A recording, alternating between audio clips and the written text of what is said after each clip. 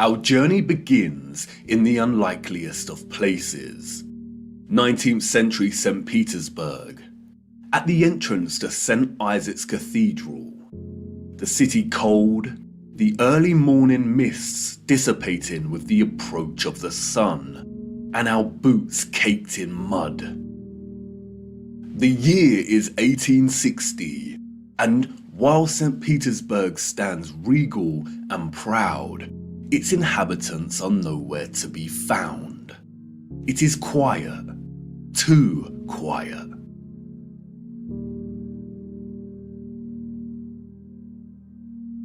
The population of St. Petersburg in the 1860s was, we are told, roughly 500,000 people, and yet there is not a soul in sight.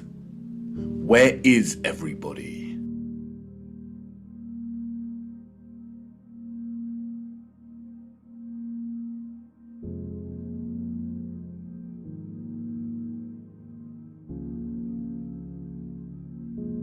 The long shadow of Alexander Column gives us a clue as to the time of the sun's journey above this region.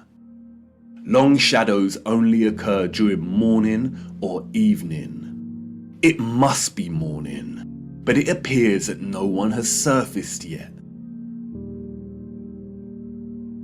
If we travel 400 miles across to Moscow, we see the same thing.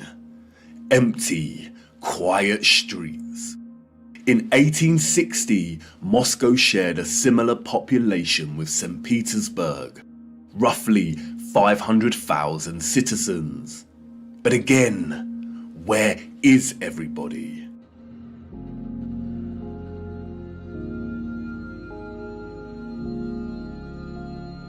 What about the rest of the world during this time period? Edinburgh, Scotland, 1840s.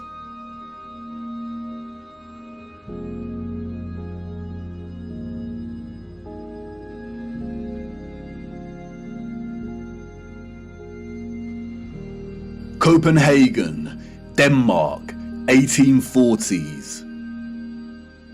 Dresden, Germany, 1860s.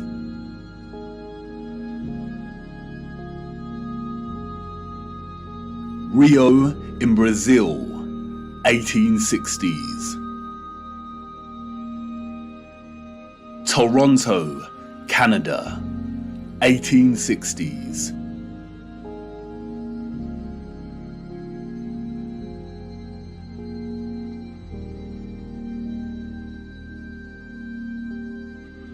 Athens in Greece, 1860s.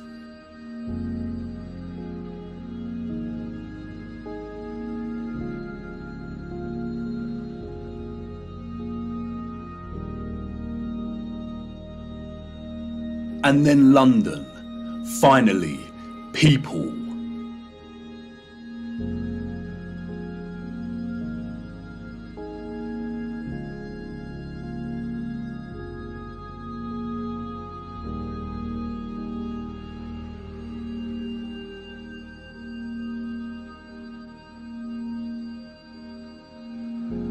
And what about Paris? People, life.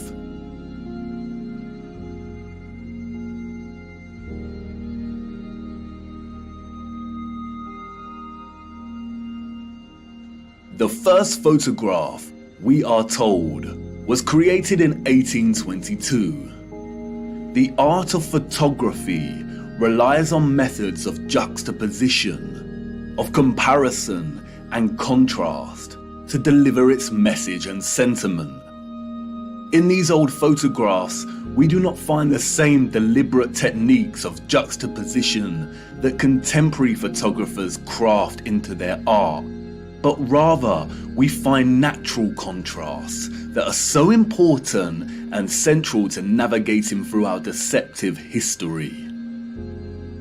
Contrast is a phenomenon, natural or artificial, in which meaning is generated and conveyed through the comparison of two opposing elements. When looking at 1860s Russia, there is an immediate contrast between the lack of population and the sheer size of these cities. Even in the 19th century, both Moscow and St. Petersburg are enormous. The infrastructure found in the photographs could hold a population well into the millions. Why are the cities so vast if the population was only 500,000 in each? Furthermore, the official narrative gives us a population that increases in a linear fashion from 1764. Many of the buildings we see here were built years before the photograph was taken. Did the Russians just plan well in advance? But it's when the population is introduced into these photographs that a new contrast emerges that is staggering. That is, between the people and the environment itself. It may be the reduced population numbers, or it may be the monochromatic starkness of the black and white images, but they present to us something that we've lived amongst our entire lives and never paid any mind to. That is, the enormity and impossibility of the architecture.